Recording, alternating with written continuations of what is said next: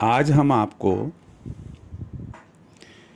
शनि महाराज की ढैया और साढ़े साती अपनी राशि पर चल रही है या नहीं, इसकी जानकारी देंगे। आप ज्योतिषीय आधार पर बखूबी जानते हैं कि सभी ग्रहों में शनि महाराज को न्याय का ग्रह है। शनि महाराज को न्याय के देवता माना गया है। आपको मैं एक जानकारी शेयर करना चाहूँगा कि शनि महाराज की ढैया और साढ़े साती हमारी कुंडली में है या नहीं, इससे हमें भयभीत नहीं होना चाहिए। हमें इसकी चिंता नहीं लगनी चाहिए कि मुझे ढैया चल रही है या मुझे साढ़े साती लगी हुई है। कारण उसका है कि हर समय, हर दिन, हर वार, हर तिथि को 5 राशियों पर शनि महाराज की ढैया और साढ़े साती रहती है, अर्थात चलती रहती है। क्यों? क्योंकि कोई भी कुंडली हो उसमें 12 घर 12 राशियों के होते हैं, 12 लग्न के होते हैं। और शनि महाराज की ढैया 2 राशियों पर और 2 राशियों पर, और शनि महाराज की साढ़े साती 3 राशियों पर हमेशा बनी रहती है। तो हम ये कह सकते हैं कि सृष्टि में 5/12 भाग कुल जातकों का 5/12 भाग शनि महाराज के प्रभाव में रहता है, चाहे वह ढैया के रूप में हो और चाहे वह साढ़े साती के रूप में हो। हम अपने बिंदु पर आए उसके पहले आपसे यही कहना चाहूंगा कि यदि आपने मेरे चैनल को सब्सक्राइब नहीं किया है, सब्सक्राइब करें, बेल आइकन में ऑल बटन को पुश करें ताकि नोटिफिकेशन आपके पास में नए वीडियो का समय पर पहुंच जाए, और अपने परिचितों को आप मेरा चैनल, मेरे वीडियो शेयर करें। आगे बढ़ते हैं हम। मैं आपको बहुत सरल और सुंदर जानकारी देना चाह रहा हूं। सबसे पहले वह यह है कि प्रत्येक परिवार में करीब करीब न्यूज़पेपर आता है, अखबार आता है, और उसके एक पेज पर राशिफल के नाम से या दैनिक ग्रह के नाम से या पंचांग के नाम से विवरण आता है, न्यूज आती है, जो उस दिन ग्रहों की चाल कैसी है, ग्रहों की स्थिति कैसी है, उसकी जानकारी देते हैं। आपको इतना तो ज्ञान होना चाहिए कि मेरा नाम जो है उसकी राशि क्या है, मेरा जन्म जब हुआ चंद्र राशि कुंडली में क्या थी। सामान्यतया जन्म के समय माता पिता दादा दादी चंद्र राशि पर ही बच्चे का नामकरण करते हैं। इसलिए मैं पहले आपको इस बात की जानकारी दूंगा कि यदि आपके पास में कुंडली बनी हुई है तो आप अपनी कुंडली को निकाल कर रख लें, और यदि नहीं बनी हुई है तो आजकल तो ऐसे ऐसे सॉफ्टवेयर्स अपने मोबाइल में भी है कि जिससे हम अपनी कुंडली सरलता से कुछ ही समय में बनाकर देख सकते हैं। उसमें आप ये देखिए कि जन्म के समय चंद्रमा किस राशि में था।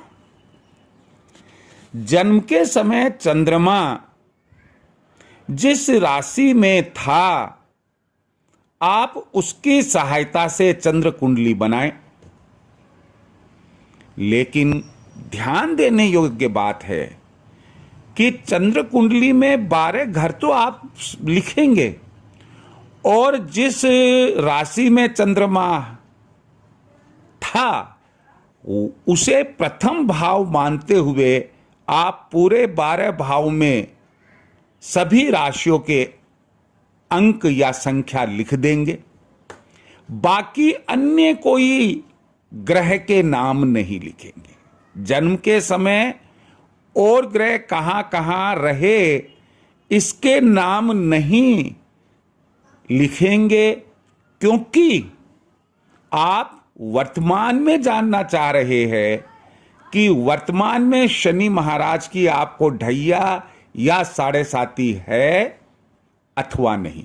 किसी विद्वान पंडित ने आपको बताया कि भैया आपके तो ढैया चल रही है, या भैया आपके तो साढ़े साती चल रही है, 3 साल पूरे हो गए हैं, 4.5 साल बाकी है, इस प्रकार की बातें कही। आप उसे प्रूव करने के लिए जो मैंने आपको तरीका बताया है उस तरीके से एक कागज के ऊपर कुंडली बना ले, और आप उसमें केवल प्रथम भाव में चंद्र राशि कौन सी है और चंद्र लिखकर, और बाकी राशियों की केवल सभी भावों में संख्या लिख दे। एंटी क्लॉकवाइज ये संख्या लिखी जाती।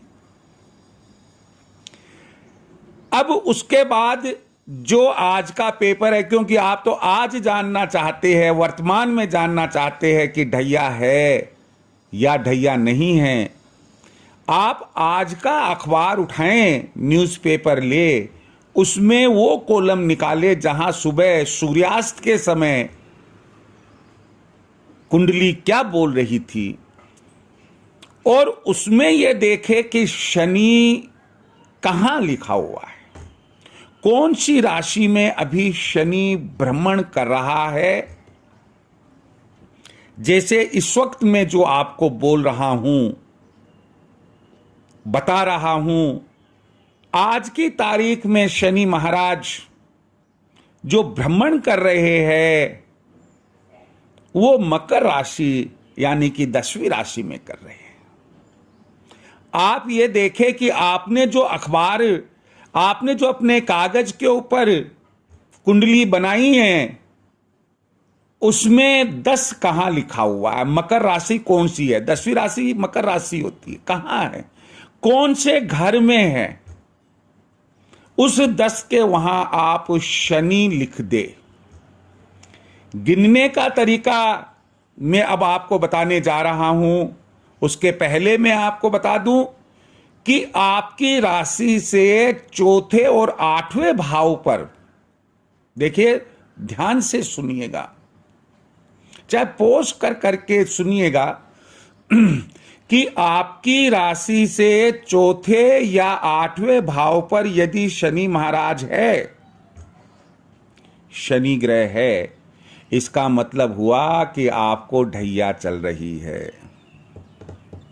लेकिन यदि आपकी राशि से 12वें स्थान पर, आपकी राशि से दूसरे स्थान पर, या आपकी राशि जो है जहां चंद्रमा लिखा है, चंद्रमा के साथ ही प्रथम भाव में शनि महाराज भी है, शनि ग्रह भी है, ये जो 3 स्थितियां बताई, वापस दोहरा रहा हूं। प्रथम भाव जो जहां चंद्र लिखा आपने, द्वितीय भाव जो धन भाव होता है, और 12वां भाव कुंडली में जो होता है, यदि शनि महाराज उसमें है, शनि है, आप मान कर चलिएगा कि आपको शनि महाराज की 7.5 चल रही है। 7.5 की गिनती जो होती है वो 2.5 + 2.5 + 2.5, 2.5 वर्षों की होती है। इस तरह से 7.5 साल पूरे होते हैं। मैं यहां आपको एक चित्र भी शेयर कर रहा हूं। इस चित्र में मैंने मेष राशि में चंद्रमा मानते हुए कुंडली बनाई है, चंद्र कुंडली बनाई है, और 5 अलग अलग राशियों पर मैंने शनि लिखकर, कहां शनि होने पर ढैया, कहां शनि होने पर 7.5 होगी, आपको जानकारी दी है। आप इसे अपने इस चित्र को पोस्ट करके आराम से इसे देख सकते हैं। और अब मैं एक बात और बताना चाहूंगा कि कुंडली जो पढ़ी जाती है, जो ब्राह्मण लोग कहते हैं, पंडित लोग कहते हैं, एस्ट्रोलॉजर कहते हैं, आपके अमुक भाव में अमुक ग्रह शुभ या अशुभ है, ये अमुक भाव या ग्रह, ये अमुक स्थान, अमुक घर, पर्टिकुलर हाउस, ये कैसे हम काउंट करते हैं। तो आप देखेंगे कि कुंडली में ऊपर की तरफ एक कंप्लीट चौकोर घर बना हुआ है ठीक सेंटर में, और ट्रायंगल के शेप में लेफ्ट और राइट के अंदर है। आप अपनी कुंडली को जो चौकोर घर है उसे प्रथम भाव मानेंगे, जो ऊपर की तरफ है जहां मैंने 1 लिख रखा है, और उसके बाद आप एंटी क्लॉकवाइज रीड करेंगे, जिसमें मैंने 1, 2, 3, 4, 5, 6 इस प्रकार से 12 तक लिख रखा है। ये सब राशियों के नंबर है।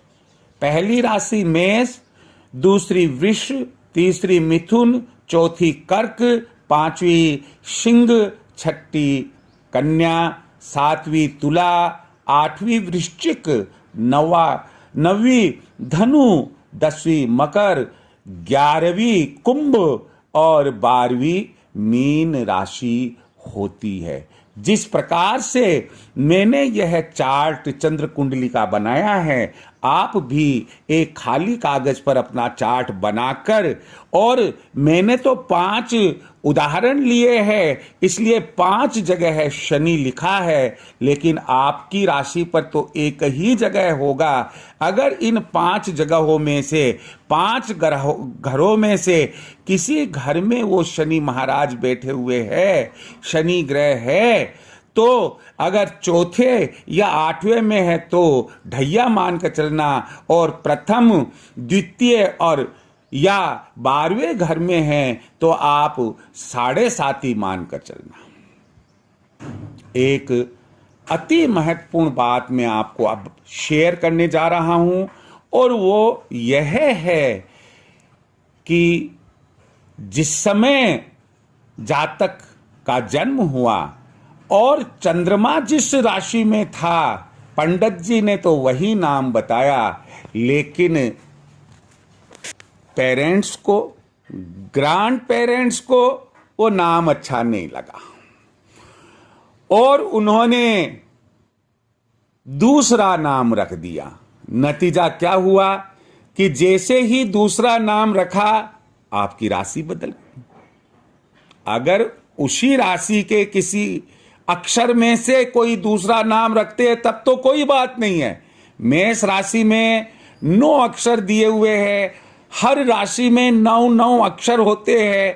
अगर पर्टिकुलर चंद्रमा की राशि में से ही कोई अक्षर लेकर नाम रखा है तब तो कोई दिक्कत नहीं, लेकिन किसी अन्य राशि के 9 अक्षरों में से कोई नाम रखा है तो उस परिस्थिति में पक्की बात है आपका राशि परिवर्तन हो गया।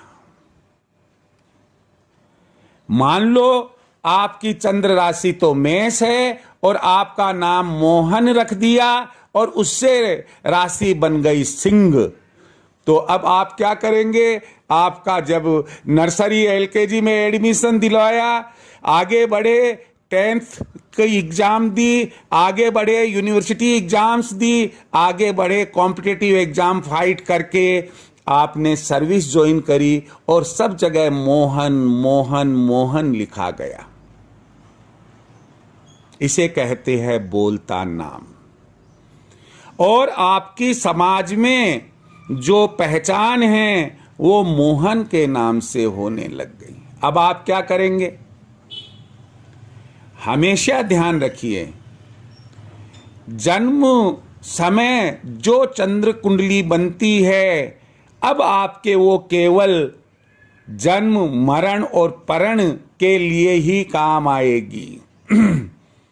आप चाहते हैं कि आपका विवाह जब हो उस समय कुंडली में जो नाम था उससे हो, वो ज्यादा अच्छा होता है, ज्यादा सटीक होता है।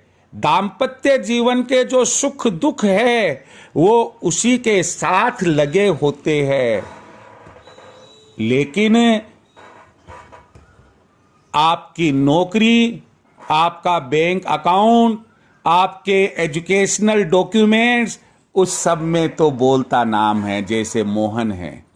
अब जमीन खरीदी मोहन के नाम से, मकान का नक्शा पास हुआ मोहन के नाम से, व्यापार कर रहे हैं मोहन के नाम से, समाज में कोई बुला रहा है मोहन के नाम से। इसका मतलब यह हुआ कि आप दैनिक व्यवहारों के लिए अब आप मोहन के नाम से जाने जाते हैं। तो अगर हमें 7.5 या ढैया की गणना करनी है तो आपको बेटर रहेगा, अगर आपका व्यापार सही नहीं चल रहा है, आपकी एजुकेशन सही नहीं चल रही है, आपकी सर्विस सही नहीं चल रही है, समाज में मान सम्मान नहीं हो रहा है, घर में सुख समृद्धि का अभाव हो रहा है, आर्थिक तंगाई चल रही है, और कोई भी परेशानी सामाजिक तौर पर, पारिवारिक तौर पर, आर्थिक तौर पर है, तो आप अब ये जानने के लिए कि आपके ढैया या 7.5 है या नहीं, अर्थात कहीं शनि महाराज की वजह से तो परेशानी आपको नहीं है, अब रूपरेखा बदल जाएगी। अर्थात आप अब जो ढैया और 7.5 की गणना करेंगे उसमें मोहन सिंह राशि लिखकर और उसके बाद में आप ढैया और 7.5 की गणना करेंगे। जो विधि मैंने जातक के जन्म के समय चंद्र कुंडली के आधार पर बताई थी, उसी विधि को अपनाते हुए बोलते नाम से आपका चंद्रमा पांचवी राशि में है, तो इसलिए जो चंद्र कुंडली बोलते नाम की बना रहे हैं ढैया या साढ़े साथी के लिए, तो पहले भाव में, प्रथम भाव में आप 5 लिखेंगे, फिर एंटी क्लॉकवाइज 6, 7, 8, 9, 10, 11, 12, 1, 2, 3 और 4 लिखेंगे। फिर ये देखेंगे, जैसे मैंने अभी आपको बताया कि आज की तारीख में मकर राशि के अंदर शनि महाराज विचरण कर रहे हैं, तो 5वीं राशि से हमने गिना, तो अपनी राशि से 5, 6, 7, 8, 9, 10 अर्थात छठे भाव में शनि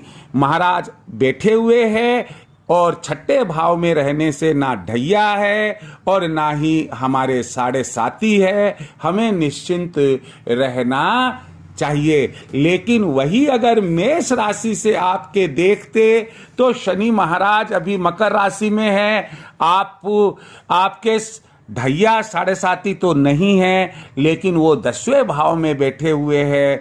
मान लो एक बार कि शनि महाराज का विचरण 8वीं राशि में अर्थात वृश्चिक राशि में हो रहा होता और आपकी राशि मेष राशि ही होती, तो वो 8वें घर में बैठे हुए होते और आप पर शनि महाराज की ढैया चल रही होती। मुझे उम्मीद है कि आप अब तक जो हमने बताया है उसके आधार पर जन्म नाम से अर्थात जन्म पत्रिका के हिसाब से जो आप की नाम राशि बनती है, उससे ढैया और साढ़े साथी शनि महाराज की कैसे ज्ञात करेंगे, और बोलते नाम से आप ढैया और साढ़े साथी कैसे मालूम करेंगे, आपको इसकी अच्छी जानकारी होगी। 2-4 बार आप कोशिश करेंगे, आपको निश्चित रूप से परफेक्शन इसमें पूर्णता आपकी आ जाएगी। ईश्वर आपको सुखी रखे, यही मेरी प्रभु से प्रार्थना है। जय श्री कृष्ण।